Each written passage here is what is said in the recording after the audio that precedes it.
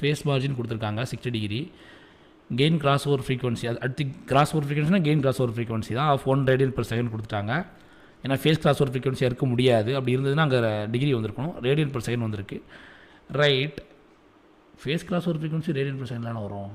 ஆமல்ல, sorry குழம்பிட்டேன்.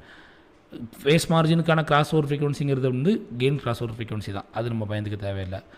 Value of the gain case, இன்றைக்கி அவ்வளோதான், நான் முடிஞ்சேன். இதுவுமே வந்து பார்த்தீங்கன்னா மாரேட் லெவல் கொஷின், மாரேட்டும் டஃப் கிடையாது, இது மாரேட் லெவல் கொஷின். ஒரு ட்விஸ்ட் இதில் இருக்குது, பார்ப்போம் என்ன ட்விஸ்ட் அப்படின்ட்டு.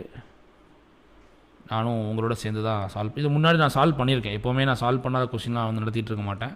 முன்னாடி சால்வ் பண்ணியிருக்கேன், இப்போ உங்களோட சேர்ந்து நான் சால்வ் பண்ணுறேன், வேறு ஒன்றும் இல்லை. ட்ரிபிள் கேட் 2005 ஓகே, என்ன வருதுன்னு பார்ப்போம் வாங்க. ஃபஸ்ட் நம்ம ட்ரான்ஸ்ஃபர் ஃபங்க்ஷன் எழுதியா